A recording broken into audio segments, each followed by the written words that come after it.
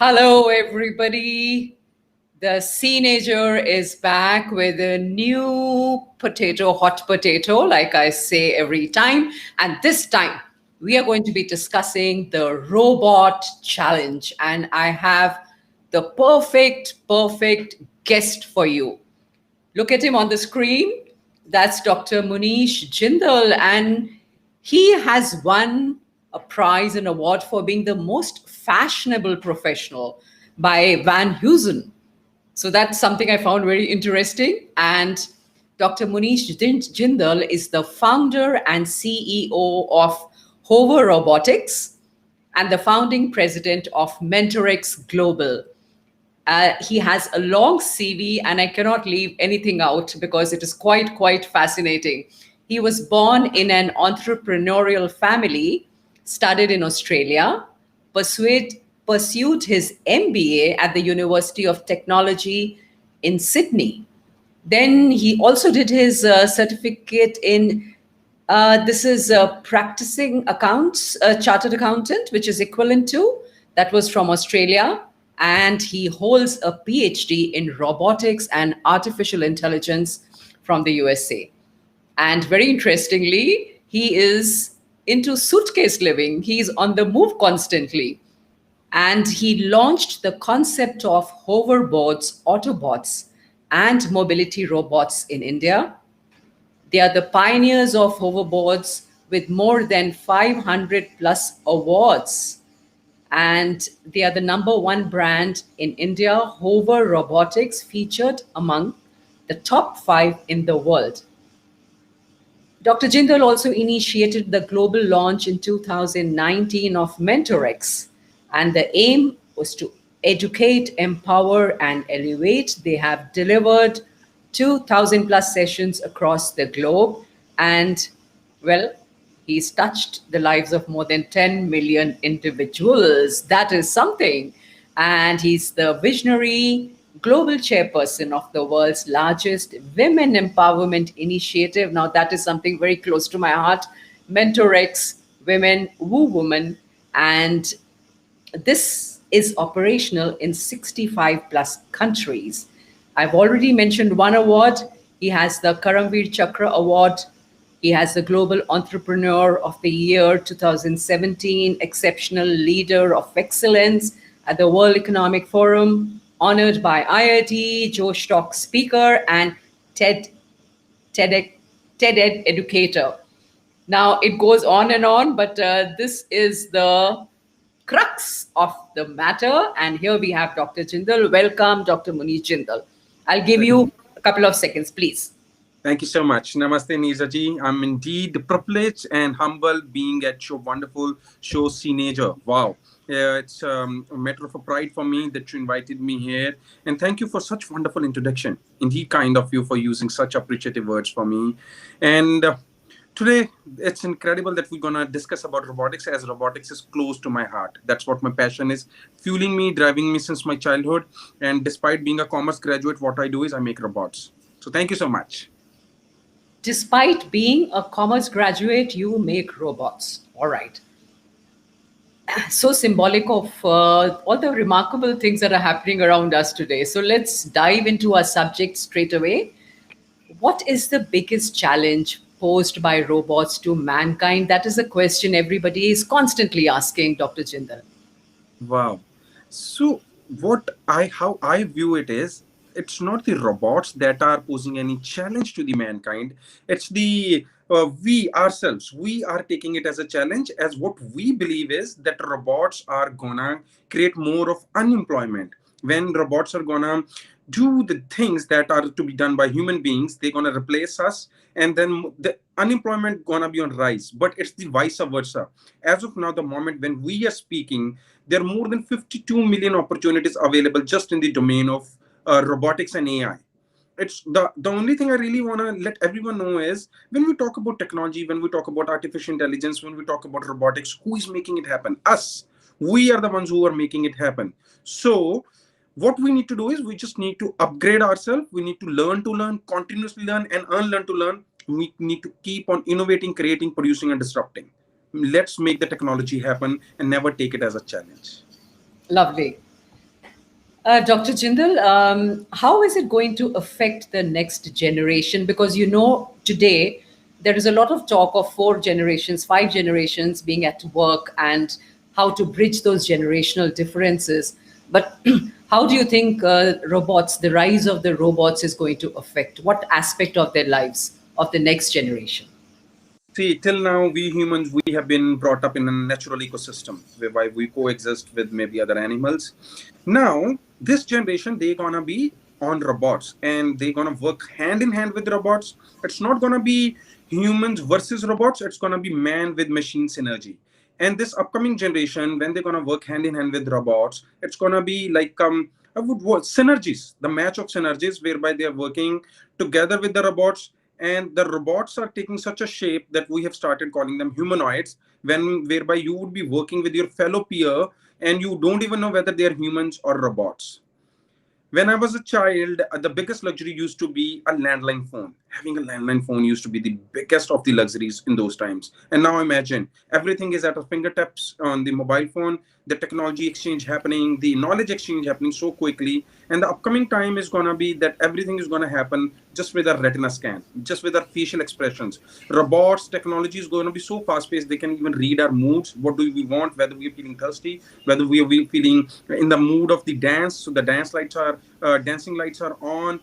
So, and the cars are self-driven, and the cars could even pick the location from our cell phone where we want. So the world is going to be very fast-paced.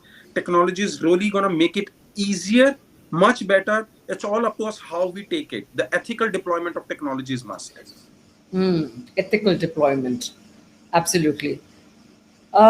You said that a lot is going to be done by the robots, but surely there are some skills that they will never be able to master. If they master everything, what is left to the humans? Are there some skills that, in your experience, you think they will never be able to master? See, if in that terms you ask me now, robots can mimic human brain. One, they can even mimic our emotions.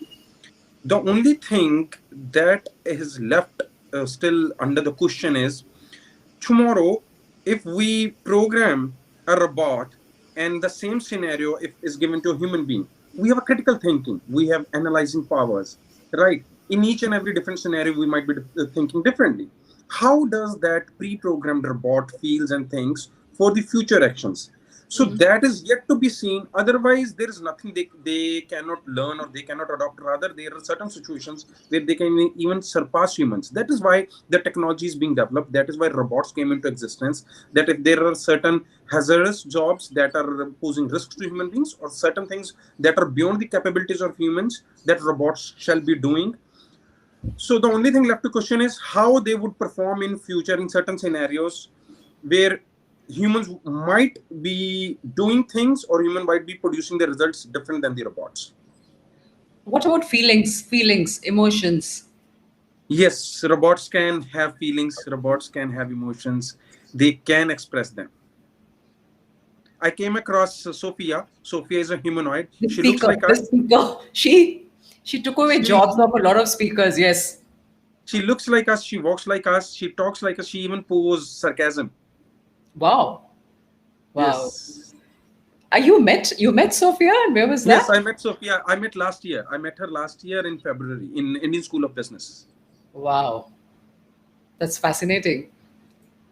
Well, Sophia is very enchanting and nice looking and enduring, but a lot of people are scared of robots. And I believe this fear is called robophobia. Are you familiar with it? Has it come? Yes, I know that. I know this robophobia. Take it. Go. Let's go back maybe 20, 30 years when suddenly the invent of the elevators and escalators came in, and how the senior citizens they were afraid of it. They felt certain times they had no clue how to use an elevator or escalator, or they just had a kind of a phobia. They still used to use stairs, and still we know certain people who are still scared of them and they still use stairs.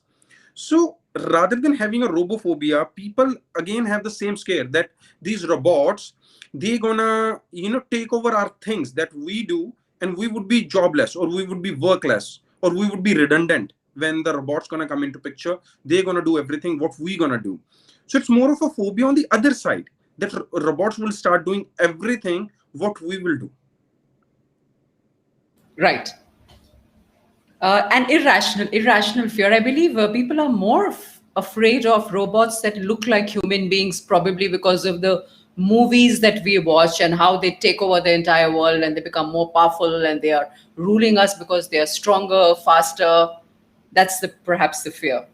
Neerjaji, that fear is everywhere. Like, take an example. We do have weapons. We have nuclear weapons. We have guns. We have grenades. We have bombs. So as long as they are in the safe hands, the world is safe. Tomorrow, if they go into wrong hands, a nuclear war could be imminent. It could happen. So same is true for the anything we talk about. Take a medicine. Same medicine can cure us. Same medicine overdose can kill us. So if we are using, when we're talking about robots, as I already said, that ethical use, the technology should be deployed righteously, knowledgeably, and ethical. I think ethical is the core value, and it's really become very very critical now that technology has advanced so much, and there are hackers there, and there are bots there. So ethics definitely, and I believe a lot of these technological companies have their ethics officers. uh, Google had their ethics professional, the expert, and similarly, it's an expectation all around that technological companies implement everything with a sense of ethics. So important. The ethics and technology, same way, like say we have a hierarchy. We have a say a vice president, then a president, and then a CEO overlooking it. So same way technology also has technology overlooking. There are AI algorithms that are already looking over the existing technology. That is, the technology is trying to outperform or outdo the pre-written systems. Then technology is also looking at them. And who's looking at technology? Technology is looking at all of that. Who's looking at technology? Then there are human beings who are looking at the technology. So There are ultimately, cybersecurity officers, there are these ethical officers, and there are coders, there are algorithm programmers. They're all looking at it. So ultimately, it's human discretion or human judgment, because there are so many things that you're weighing, right? These judgments, these decisions, these choices are very complex. For Yes. instance, there's been talk of automated cars, but how do they judge? How does a car judge whether a cow, for instance, that is crossing the road, whether that is dangerous or not, or does it go through it? There's so many very, very complex. And I think things are evolving as technology evolves and moves forward. Yes. So Yes. in your experience from this, the next question is how deep can a robot's learning be? We keep talking about this term deep learning, and we talk about almost like a mass consciousness. So there used to be an internet of things, and now we are talking about internet of thoughts. So how deep is this learning? So it's endless. It's limitless. When we talk about this, imagine if today I ask you, Neetaji, that like take an example of medicine field. If today I ask you, I give you maybe a patient history of 500 people, that can you remember their symptoms or what medicines were prescribed to them? We cannot remember them. We might produce a result by looking at after their files, but imagine robots or AI systems, they can remember billions of those cases, and they can outdo those scenarios. But here again, the question lies the same. What about a certain patient comes up who is showing maybe one critical different symptom that has never been shown? Then there comes a human judgment, human knowledge, human expertise, human learning, which would be missing in that robot, because that robot has never seen that. And robot would only be working on those pre-learned scenarios. And when we're saying deep learning, what happens is these systems, they're capable of learning from their own environment. They're capable of learning from the outcomes they're delivering. If they're delivering different outcomes, then they keep on storing those outcomes as well within them. They're capable of learning. When we're talking about how deep, there is no end to that depth. But still, robots can never surpass the levels of the thinking of a human being. I see. That's definitive that they can never, or as we know now with our current knowledge, that is the conclusion that you're drawing, because No, you don't they know about no, tomorrow, right? I tell you something, they can never. Why? See, one thing is calculating something quickly, memorizing billions of things, that is different. Mm. What here we are discussing is, now imagine if someone says, I want to be immortal, I never want to die. That is possible. Your brain can be downloaded into your identical clone, Right. right? It's And your happening. memory, It's happening. yes, it is. It is possible today. It is possible today that Mm. your entire memories, your brain can be downloaded into your identical clone, right? Yes. So that is entire past life. But now imagine, we don't know how that robot's gonna be, the decisions, how that robot's gonna take decisions in future. Mm. Imagine you are alive, you both are in the same scenarios, your identical clone with your brain memories, and you, both Mm. of you might be acting differently in the same scenarios. Mm. So that is still a challenge. So we are naturally evolving. These robots, they're artificially evolving. Ah, They are that's learning from the programming, they're learning from the data. We right. learn from the experience. Mm. There is a difference. But see, Dr. Jindal, those experiences are increasingly becoming digital, right? Yes. Today when you meet, let's say, a young person, highly hyper connected, half of that person is living online. What you're seeing, even the two of us, even I, for instance, I'm a different generation. But many young people, for instance, feel more authentic online. They feel more at home. They'd rather be online than be in the real world. So, at some way, that line is blurring between the physical and the virtual world, right? Do you think sometime in the near future that line is going to disappear altogether and the virtual and the physical will all become one? Cyborg? When we're talking in terms of work to be done, or the way we talk, the way we communicate, the way technology is progressing, Hmm. virtual and real world has already become one. But the thing is, we humans, we always crave for social touch. Always. Why do we ask our friends, hey, come over, let's have a coffee together, let's have a drink together, let's meet up, let's watch a movie together? We can do that. Or why can't we do that on online right now, sitting on maybe Zoom, you sipping your coffee, they sipping their coffee? No, we really want them to come at our place, or we really want to go to their place, we really want to go out. Imagine from past almost 1.5 year, everyone is sitting, most of the people are sitting at home due to pandemic. Now the only thing they're cribbing is they want to go out. When the second wave was started settling down, now what happened? Everyone just in droves, Hmm. herds, millions of, they went out, hill stations, beaches, everything was full. This is us humans. We can never live without this. This is, you can say, inbuilt in our DNA. You are right, there could be possibility that in the upcoming generations, few of them, they become the cyborgs, or they are all time online and they're loving it. But we Yes, humans would always need that touch, that physical touch, that socializing part, face to face personal interactions. right. That's interesting. Now, you have had experience in Australia, in the United States. You're a globetrotter. You live from the suitcase. You're on the move all the time. So you know, you've seen pretty much where most of the nations stand as far as literacy, AI literacy, let's call it, is concerned. What is India's ranking? Where are we? Is the government pushing it? Is it formulating some policy, some regulations? Are the initiatives being taken at the government level? What exactly is happening? Where are we in AI literacy? Okay, when we're talking in terms of AI literacy, Harvard recently did a survey whereby we stand at 40th, rank 40th in the world when it comes to government's readiness. In real terms, we would be among top 10. In real terms, we are among top 10 in the world when it comes to AI technology and robotics. Now, when we're talking about initiatives, the government is doing big time, because this is all about Industry 5 or 4.0, which is all about artificial intelligence and robotics. Or in the other world, we say it AI first world. Today, we are in AI first world.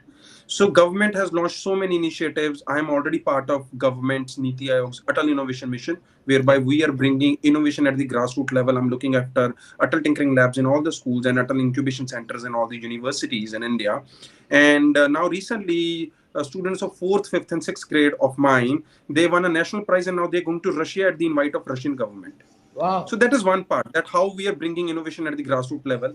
Then now we from the Mentorex, we are maintaining Center of Excellence for Ministry of Commerce and Industry, National Productivity Council, whereby they are also making the innovation happen. They and we are bridging the gap between academia and industry. Hmm. whereby we are bringing all the stakeholders, whether students, academicians, educators, professors, government, industry, CEOs, CTOs, CMOs, CXOs, all together on one platform, so that what we can do is we shall solve the problems all together. We Hmm. are making India as the global problem solving machine, and the vision is to make India as the global problem solver by 2030, that India would have answer to any given problem in the world by 2030 for the entire Wow, globe. that's remarkable. Yes. Yes. That's remarkable. That's To totally. know that we are in the top 10, but is it being led by the United States, robotics and AI? China. At this time? China. China. China. Okay. China. I've just China is spending so much. Right now, imagine China has started doing their coal mining or most of their mines sitting at home. Do you know what they have done is hmm. the kids of the 22, 23 years old, like we play video games through the joysticks. Yes, That way, they are sitting at their homes. They are just playing kind of a video game, and the real kind of excavator, they are excavating the coal mines. they are controlling it from their homes. Yes, from the homes. Yes, yes, Wow. yes. And Like the imagine right now you're excavators, taking the session. We are in the session, and side by side, if you have a joystick as well, and while just talking to me, you're playing on the joystick as well, and the coal mining is happening. and then mining is obviously automated completely. Yes, completely, and it's in some remote area. This guy might be sitting maybe 4,000, 5,000 kilometers away from that mine. Wow. It's quite fantastic. Yes. Quite fantastic. Absolutely. Three nations in the world as of now, you can say US, Japan, and China. They are at the forefront of the innovation. Okay. But it's remarkable that you say that India is amongst the top 10, and Yes, that push we is are. coming from the private sector, that push is coming from Push, professionals like push you, is or push is more coming from the younger lot, from Hmm. the upcoming generations, because they have brilliant ideas. The startup culture, they have so brilliant ideas that they just want to those ideas to be implemented. The only lack with this upcoming generation is that they don't implement their ideas. They keep on sitting for the funding. What I ask them is that, guys, if you have an idea and if you're confident about your idea, start it. Startup means start. Startup doesn't mean that you have an idea and that is a startup. Startup means actually start, maybe pour 20,000, 40,000, 50,000 from your pocket, make a prototype, then funding will automatically follow. Like, take an example of mine. I told you I'm a commerce graduate. In 2015, I launched Hoverboards. I launched it with 35,000 rupees, right? Whatever money I had in my pocket. I made few prototypes. People had no clue what hoverboards are. They are basically the mobility robots, e-mobility, electric mobility. We are the pioneers of e-mobility in India. We brought hoverboards, autobots, mobility robots, mini robots in India, so that you can commute from one place to another. They move with your thinking. You stand on them, you think, they move. If you think to go forward, you think to go right, left, where, howsoever you think, they commute for you. No petrol, no diesel, no pollution. We are providing sustainable environment to the upcoming generation. And now, as of now, I'm speaking with you. It's a multi-million dollar startup. It's a self-funded, number one in India, among top five in the world. This is the only urge I ask the upcoming generation, that you have the ideas, please start implementing them. Don't right. wait for funding. But these youngsters, the brilliant youngsters you speak of, where are they trained? Have they trained in India? Have they trained abroad? They are all trained in. They are not even trained. I will be saying it is their passion. It Hmm. is their hunger towards excellence. Hmm. Or there are so many who really want to solve problems. When we see problems around, our first reaction is, oh, this problem. Why doesn't someone do something to solve this problem? So I ask them, why don't you do something to solve that problem? Hmm. Any problem we try to solve is the next unicorn or a datacon idea. Right. Is it a gender angle in robotics? More men than women? As of now, I would say yes. Hmm. It's if you ask me honestly, there are more men. Cause it's not that women are not interested; they are not getting that kind of opportunities.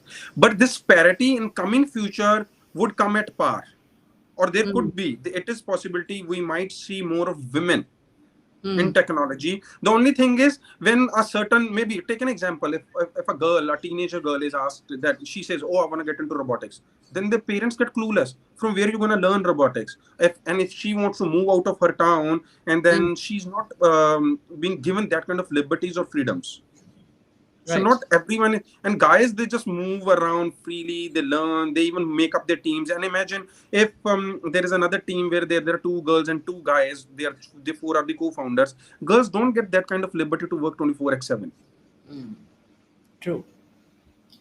So, from all that you have shared, it's pretty clear that robots can be very powerful. They can address social issues, they can address economic growth, boost economic growth, and the products that you are producing, those are also a solution to environment, to the environment, right? To the environment as well as to the specially abled as well. We came across a guy. He was his legs were crippled since birth. Right, he couldn't even crawl. So what we made a small attachment. We converted the hoverboard into a cart. We gave the controls in his hands. He sat in it, and now the control is the guy who couldn't even crawl is now known as man on wheels. Whether inside his home, inside his bedroom, or going to office or roaming around in the, he's doing everything on that. Right. That's commendable, truly commendable. Now, ethics, the ethical part of it, you already touched upon a little, but are there the legal implications, and are there lawyers who specialize in AI and robotics, for instance? Yes, there are. There are lawyers. There are cybersecurity officers. The correct term is cybersecurity officer. We have couple of them in India and who are working with the top-notch governments. I know there is one of the fellow. He's in my circle and he's working with the Swiss government as well for cybersecurity. There are lawyers as well who specialize in this area. There is a cyber police as well now. We have a particular portal. Yes. If there a cyber crime happens, we can go to that portal, lodge our complaint, and the action is taken immediately. And so when we're talking about ethical part is most important. We all humans, we do things right when someone is watching us. Being Yes. ethical is doing right when no one is watching. Nobody's watching. So deploying technology is most important ethically. Reason, right now we are going through a bio pandemic. The day is not far when we might be seeing a cyber pandemic. That Oh, yes. anything, the mobile phones, laptops, our iPads, our phones, or whatever that is hooked with internet would go useless.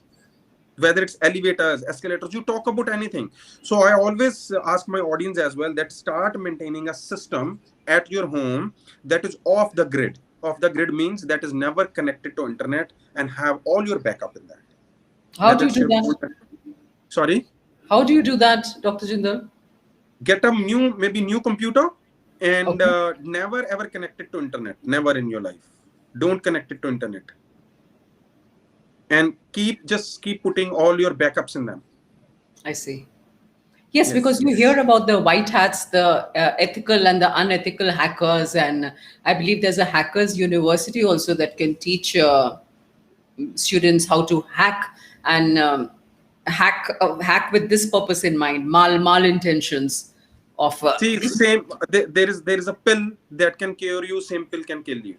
It yes, depends how you want to use it. So same is for the technology. How you want to deploy it. right. That's very interesting. You, what did you call it? Cyber pandemic. Yes, cyber pandemic. Cyber pandemic. Okay. And imagine entire world, all the metro trains, they stopped midway. Everything stops. Elevator stopped midway. Escalator stopping midways. Your My phones, God. you are not able to access anything on your phone. Blank. Entire phone, entire laptops blank. Total blank. You cannot even, open it. Nothing. Dead. Imagine your life now. So it sounds as though while these discoveries and inventions and innovations were made to better our lives, we may be coming back around a full circle. That is the safest to Yes. sit in the Yes. jungle and be, I right? really, if you ask me today, I really want to go back to that era when we just could communicate through landline phones. That's it. I really would love to go back to that era. But that's pretty much impossible now. Let's see how we evolve. It's all about evolving. Sustainable evolving is necessary. Today we need to gear towards sustainable world rather than gearing towards a technological world. We need to have a semblance with the technology and the world, and we need to have a holistic growth, which we are forgetting. True, very true. Now, recently there was a lot of noise about Netflix and Amazon being crippled by bots, and so this is exactly the scenario that you're describing. That is just not even 1% of the scenario. Yes. Amazon and Netflix, we came to know because they are the big. They are the happening. People shop on Amazon. People watch Netflix like crazy. That is why we came to know Hmm. every second, every other. I mean, not even a second. Every nanosecond, something or other is crippled by the bots.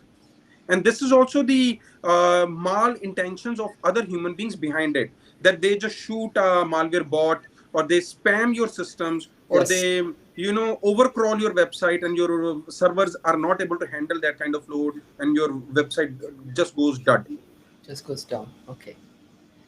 Uh, Finally, I'm just curious about your interest in robots and AI. How did and when did that start? And you ended up doing a PhD. Tell us a little more about that.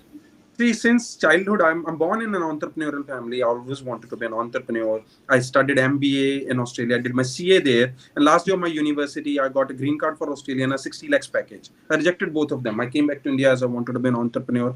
But since my childhood, I was very keen towards science fiction, Hollywood movies. Whenever a science fiction Hollywood movie used to get released, I used to rush to theaters. So Mm. that is the passion within me. So I read somewhere, either love what you do or start doing what you love. So I Mm. started doing what I love. My love is technology and AI. And then again, it was we are facing a problem of pollution, our dependence on petrol and diesel. So I thought, let me do something different. So I brought this personal mobility, whereby we commute on electrically chargeable robots, and they move with their thinking, taking us from one place to another, howsoever we want to commute, reducing our dependence on petrol and diesel, and creating no pollution at all, zero pollution, zero emission. Mm. And this is going to take us long way, and this is the upcoming solution for, you can say, all the smart cities, all the bigger corporations. Imagine terminal 3 of Delhi or any airport, how huge they are, and we get Yes. tired. And if these robots are deployed there, we just stand on them and we think, and they take us there. Mm. But pricing is a big factor in the Indian market. So, Yes, but as of now, they are very affordably priced. When the very first one came in, that was for 5,60,000, and mm. now we have started making them in India, and now they start just from 18,000. How much? 18,000. 18, 18, Yes, 10 plus. 18,000. Okay, that's interesting. So, Dr. Jindal, we have a last couple of minutes. Did you find it difficult to work in India? A lot of young people, they go abroad. I can't hear you.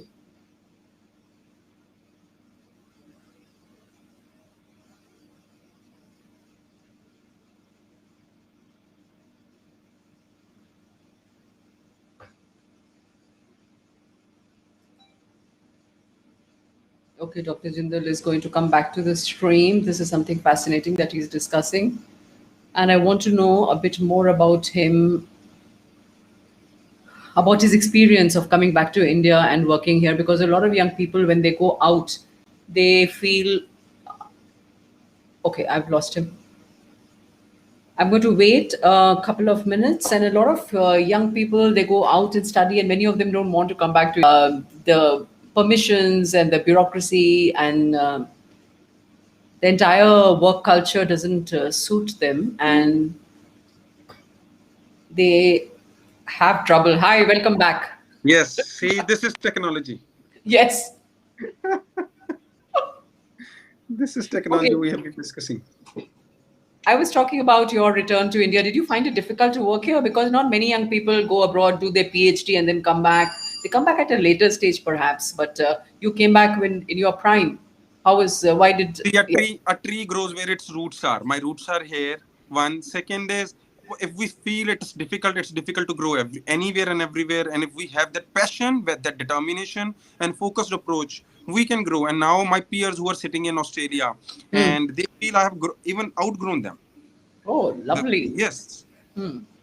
Setting Fantastic. up a organization in robotics now, people sitting in Silicon Valley, in US, in Europe, in Italy, in Spain, in Japan, they know there is Dr. Munish Jindal sitting in Ludhiana and making robots. And then from there on, I had this passion that I'm not going to keep this knowledge and expertise to me. It is my time to pay back to the society. We launched MentorX with a vision to educate, to empower, to elevate, regardless of your gender, your geography, your demography, your Hmm. age. We are there to handhold you. So even if it's a kid of say 4 years who want to develop any skill, or it's youth who want to have its startup, it's women who want to connect with other women across the globe, or it's Mm. any other organization or corporate who want to elevate to another level, we are there for them. As of now, we are operating in 65 countries, and doesn't matter how Corona is going to shape up, by next year, we're going to be in 200 countries. Wow. Here.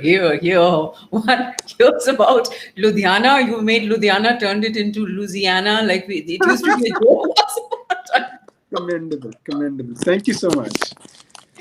Thank you, Dr. Munish Jindal. Any famous last words? Our time is up otherwise. The only last words I always say is that make others rise. We rise by uplifting others. So we are in the era whereby we shall get away from the competition and coordinate, whether it's a stranger, unknown, known, whosoever turns up to you for help, help them unconditionally in your human capabilities. Thank you. Thank you very much. Truer words were never spoken. Thank you. My pleasure. All the Thank you. very best. Thank Take care and keep up the good work. Thank you. So that was Dr. Munish Jindal, and we were talking of the robot challenge. If you didn't stay through this episode, do go over it again.